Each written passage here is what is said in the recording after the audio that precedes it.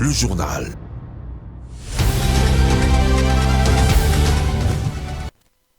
Merci de choisir Mondico Télévision pour vous informer. Madame, Monsieur, bonsoir et bienvenue à cette session d'information.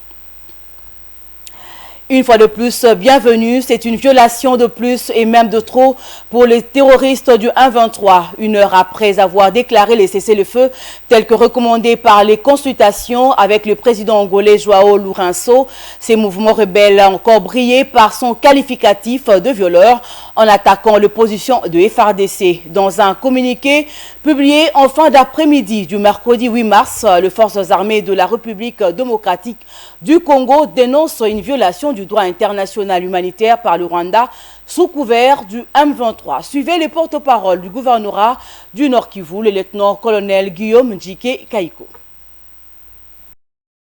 Les forces armées de la République démocratique du Congo informent de nouveau l'opinion tant nationale qu'internationale sur une énième violation, non seulement du cessez-le-feu, mais aussi du droit international humanitaire par l'armée rwandaise sous couvert du M23, intervenu ce lundi 6 mars 2023, ayant causé des morts dans la population civile et plusieurs dégâts collatéraux dans la cité de Mubambiro à Sake. Par ailleurs, en violation du cessez-le-feu prévu ce mardi 7 mars 2023 par le chef d'État à Luanda, le M23-RDF ont attaqué les positions des forces armées de la République démocratique du Congo à Karouba, sur l'axe Kibirizi-Rwindi ainsi que sur l'axe Mabenga-Rwindi, et les combats sont en cours. Toutefois, en vue de protéger l'intégrité nationale et de mettre notre population à l'abri des actes terroristes du M23-RDF, les forces armées de la République démocratique du Congo se réservent le droit de répondre à toutes ces attaques à répétition, d'où qu'elles viennent et quoi. Toujours dans ces mêmes chapitres, la plateforme Lamouka confirme sa marche de résistance patriotique prévue pour ce samedi 11 mars à 9 h à Kinshasa afin de condamner l'agression dont est victime notre pays, mais aussi soutenir les FARDC qui aura pour point de départ le rond-point Ngaba pour chuter au stade Cardinal Malula dans la commune de Kinshasa. Francis Moulaja Kabamba appelle à une forte mobilisation. Il a été joint par téléphone. Prévue pour ce samedi 11 mars 2023, la marche de l'opposition pour condamner la guerre d'agression, mais surtout pour soutenir les forces armées de la République. Plusieurs partis se sont joints au regroupement Lamouka, à savoir Ensemble pour la République de Moïse Katumbi et Leadership et Gouvernance pour le Développement, LGD en sigle d'Augustin Matata Pogno, qui ont aussi annoncé leur participation à cette grande marche pacifique, qui aura pour point de départ le rond-point Ngaba et comme point de chute le stade Cardinal Malula dans la commune de Kinshasa. Francis Moulaja Kabamba, président du MPD, appelle à une forte mobilisation. J'en appelle à la responsabilité de tout le peuple congolais, de militants et militantes du MPD et aux militants de la grande famille Lamouka, de se mettre debout comme un seul homme derrière les commandants du peuple, M. Martin Fayoulou Madidi, afin de marcher avec lui ce samedi 11 mars à 9 h. Et le point de départ est fixé au niveau du rond-point Ngaba, afin de dénoncer l'agression rwandaise contre notre pays, d'encourager, de soutenir la FARDC et de demander le départ immédiat de toutes les troupes de IAC dans notre pays. Nous devons nous lever. Le pays est en train de partir. Nous ne pouvons pas continuer à regarder ce qui se passe à l'Est comme si ça se passait ailleurs. Cette marche pacifique a pour objectif de dire non à l'agression causée par les M23 sous couvert du Rwanda. Dans un autre registre, la Société nationale de l'électricité, SNEL en sigle, s'avance en guerre contre les constructions anarchiques qui empiètent sur ces installations électriques et perturbent le réseau dans la desserte. C'est le cas de plusieurs constructions au rond-point Sosimat qui gênent. Pour ce faire, le vice-gouverneur de la ville de Kinshasa, Gérard Moulumba, dit G-Coco, a effectué une ronde sur les lieux afin de comprendre et entendre le parti concerné. Suivez tour à tour le vice-gouverneur et un responsable de la SNEL DDK. Je suis mandaté par le gouverneur de la ville qui m'a demandé de venir faire la ronde avec les DDK, les représentants de la SNEL de la ville province de Kinshasa. Et nous avons constaté, je vais aussi faire rapport à mon titulaire, et d'ici demain ou après-demain, nous sommes obligés de nous revoir pour trouver la solution quant à ça. Nous avons fait la ronde et le problème est réel. Un gros souci et très complexe même, s'il faut le dire. Là, je pense que c'est quelqu'un qui va expliquer. Il m'a dit qu'ils avaient deux solutions à proposer aux habitants de ces coins qui ont, entre guillemets, j'ai dit sans confirmation, parce qu'on va, tout à l'heure, on va éviter les agents de l'urbanisme comme des affaires foncières pour qu'ils viennent aussi nous donner leurs versions. Mais selon la SNEL, selon les récits qu'on a vus aussi, nous avons constaté qu'il y a quelques maisons qui sont construites sur l'emprise publique, malheureusement sur les cas des maires de la SNEL. Je ne sais pas si les DDK peuvent nous donner ces idées. Donc nous, on n'a pas le choix. Nous devons intervenir pour pouvoir alimenter la situation pompe. Pour ce faire, nous proposons seulement que nous allons mener des études, dégager un défi et que les gens puissent financer pour que nous puissions voir la possibilité de changer les places de ces cas. Ça, c'est la première solution. Et si ça ne marchait pas, ça ne marchait pas, nous nous remettons à l'autorité. Dans le chapitre des célébrations de la Journée internationale de la femme, le chef de l'État, Félix Antoine Tshisekedi Tshilombo, a fait face aux femmes congolaises réunies au Palais du Peuple le mercredi 8 mars 2023 dans le cadre d'un dialogue en marge de la célébration de la Journée internationale de femmes. Au Palais du Peuple, le premier citoyen congolais a reconnu et salué le rôle de la femme dans la stabilisation et la conduite de la cellule de base, qui est la famille. Viningali Junior. La vie est faite d'opportunités, dit-on. Les femmes congolaises n'ont pas manqué celle que les a offert le chef de l'État Félix Tshisekedi, qui a dialogué avec eux en marge de la Journée internationale des droits de femmes, célébrée chaque 8 mars de l'année. Dans une salle de congrès pleine comme un œuf, les femmes étaient venues mener leur plaidoyer. Attentifs à ces propos, les champions de la masculinité positive a répondu favorablement à l'appel des femmes pour l'accroissement du taux de participation féminine. Il nous incombe à tous, collectivement, d'œuvrer à l'autonomisation de la femme comme acteur de premier plan, au même titre que l'homme dans la société.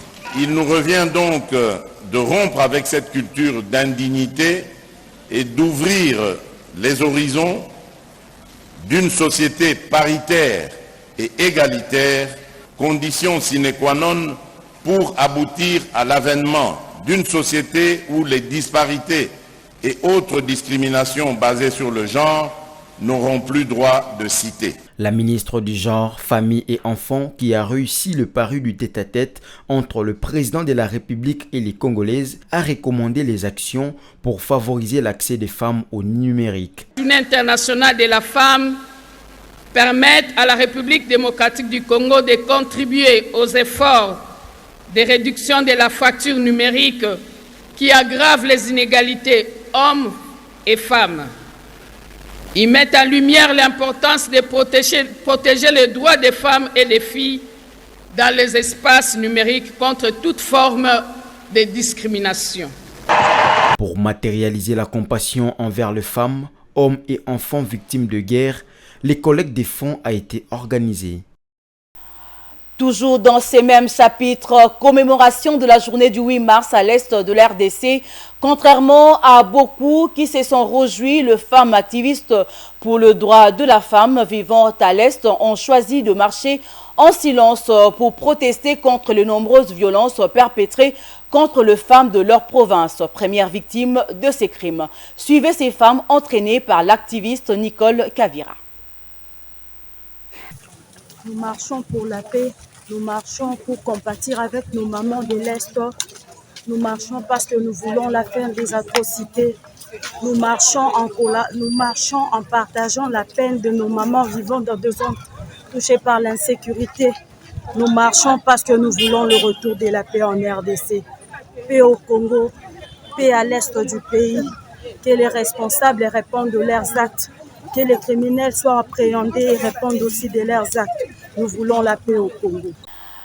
Et dans ce même registre, une structure d'entraide amicale dénommée Les Amis de Marcel a organisé le mercredi 8 mars à l'occasion de la Journée internationale de la femme sous l'égide de son président initiateur Marcel Matouzei Boudiama, une séance de réflexion sur la situation de femmes en République démocratique du Congo, dont celles affiliées à cette structure et celles victimes de violences dans la partie est du pays. L'événement s'est déroulé sur l'avenue Ouechi dans la commune de Bumbu, nous dit Jocelyne Massiala. On ne peut festoyer quand ça brûle chez les voisins. C'est dans cette optique que les Amis de Marcel ont organisé une marche de soutien, histoire de communier avec les femmes victimes de violences à l'est du pays. Ça ne suivi d'une séance de réflexion sur les droits des femmes en République démocratique du Congo en général et celles membres de leur association en particulier sur comment venir en aide aux femmes affiliées aux Amis de Marcel. À travers un accompagnement dans les microfinances, un grand défi à relever pour cette structure. Sur ce, quelques recommandations ont été formulées, notamment dans la mise en œuvre d'un système de contribution mensuelle pour chaque membre afin de rendre possible ce projet.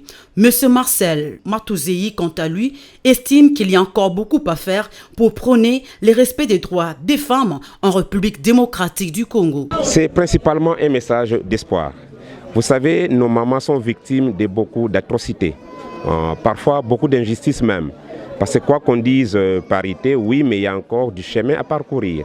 Donc en ce jour, moi personnellement, je lance un message d'espoir à toutes les mamans de la RDC, mais spécialement celles de l'Est. Nous, ici, on a essayé de marcher. Nous sommes à l'aise, nous sommes en paix, nous sommes libres. Mais il y en a qui n'ont pas la possibilité de sortir. Il y en a qui n'ont pas la possibilité de marcher. À elles, j'ai dit, ayez de l'espoir, il y a de l'avenir devant vous. Pour rappel, la structure Les Amis de Marcel est une association d'entraide mutuelle entre les membres qui y sont affiliés. Tradition respectée du côté de l'église Mission Apostolique Vicomblé à Lemba Salongo, où les femmes et les jeunes filles ont été conviées à prendre part à une soirée d'édification et de communion dénommée spéciale 8 mars. Une occasion pour ramener la femme et la jeune fille à la prise de conscience de son rôle dans la société, tout comme dans son foyer. Suivez.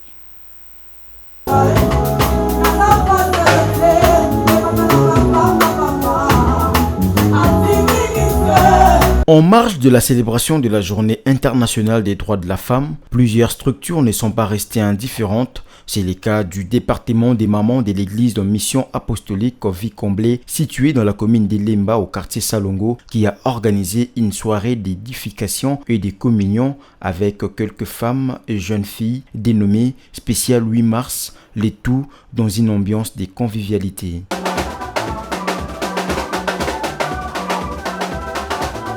Une soirée qui a connu la participation de la révérende Mbouyi Kazadi Nathalie de l'église Mission évangélique La Restauration des familles sous les thèmes « Comment maintenir l'harmonie conjugale ».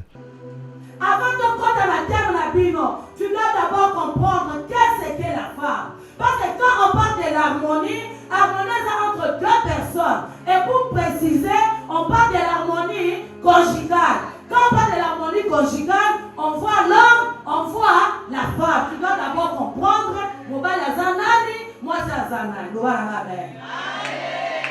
À noter que cette année, le thème retenu est éducation numérique égalitaire pour la paix et l'autonomisation des femmes et des filles en République démocratique du Congo. Cela fut aussi une occasion pour les femmes de l'église Mission Apostolique Vie Comblée de ramener la femme à la prise de conscience de son rôle dans la société ainsi que dans les foyers.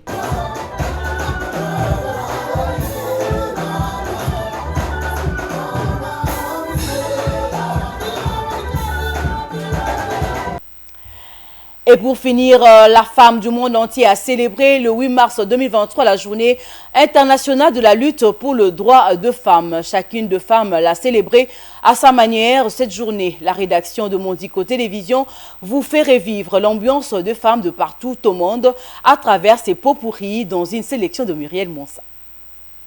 C'est la journée de la femme, les femmes, à vous les honneurs.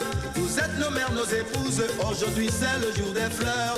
Vous êtes amour, charme et douce lumière et celle du foyer. Vous qui inventez les hommes, présidents, rois, fous et voleurs. Vous êtes bonheur et l'orgueil, la vie et la mort des hommes. Malgré tout ce que vous êtes, nous vous aimons, car la vie c'est vous.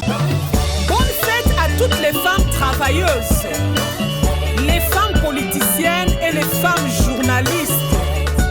Bonne fête, Bamama Yanzando.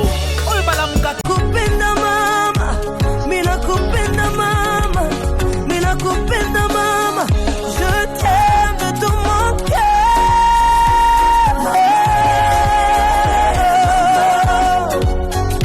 Mama, I love you, mama. Mama, God bless you, mama. Mama, thank you for loving me this way. Oh, mama, mama, mama, mama, mama, mama, mama, mama, mama.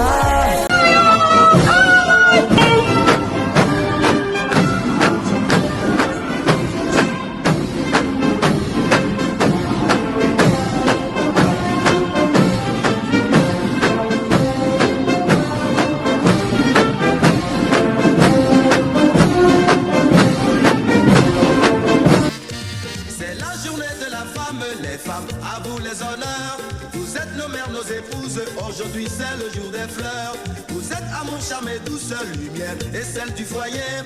Vous qui inventez les hommes, présidents, rois, fous et voleurs. Vous êtes bonheur et l'orgueil, la vie et la mort des hommes. Malgré tout ce que vous êtes, nous vous aimons, car la vie c'est vous.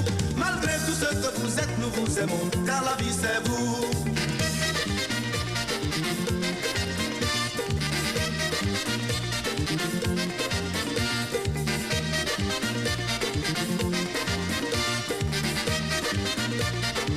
Je suis une femme. Les flammes, les blâmes, les lames, les larmes ne m'arrêtent pas. Je me fixe des objectifs et je reste déterminée pour les atteindre. Je n'ai pas besoin de me comparer aux autres avant d'avoir confiance en mes capacités. Je sais qui je suis et je sais quelle est l'immensité de ma valeur. Je suis une femme qui pardonne. Je suis libre, audacieuse, entreprenante, indépendante et soumise. Ma devise, douceur, humilité, sagesse, foi et persévérance. Je suis une combattante qui n'a pas peur d'exprimer et de défendre ses convictions. Je ne laisse personne me faire croire que je ne suis rien. Je suis une femme, celle qui donne vie, celle qui éduque, celle qui bâtit, celle qui encourage, celle qui transforme et qui fructifie. Je suis généreuse, je donne sans rien attendre en retour. Le 8 mars, c'est la journée internationale de la lutte pour les droits des femmes. C'est pas la fête des femmes, c'est pas la journée de la femme, c'est la journée de la lutte pour les droits des femmes. Ne nous offrez pas des fleurs ni des chocolats. Et d'ailleurs, si vous êtes une marque, épargnez-nous la promotion électroménager ou lingerie. Si, je vous jure, la promotion soutien-gorge du 8 mars, c'est vraiment arrivé. Le 8 mars, c'est une journée de lutte, qu'on a appris à déguiser, comme on déguise les choses qui nous mettent mal à l'aise, en une journée inoffensive, une journée shopping sympa. La vérité va peut-être choquer les plus sensibles d'entre vous, ou les plus sexistes. Mais en réalité, le 8 mars est une journée féministe. Oui, vous m'avez bien entendu, féministe. Qu'est-ce qu'on demande? Pas grand-chose en fait. 1. L'égalité salariale. En France, l'écart de revenu salarial entre les hommes et les femmes reste de près de 24% selon des chiffres publiés par l'INSEE en 2017. 2. Le droit à vivre. Parce qu'en France, en 2019, une femme est tuée par son conjoint ou ex-conjoint tous les 2 jours. 3. Le droit à ne pas subir de violences sexistes ou sexuelles. Et 4, le droit à la PMA pour toutes.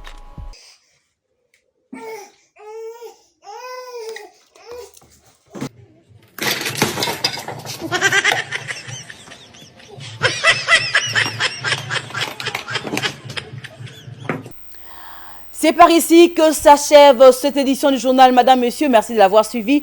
Le prochain rendez-vous est fixé pour demain. Portez-vous bien. Bonsoir.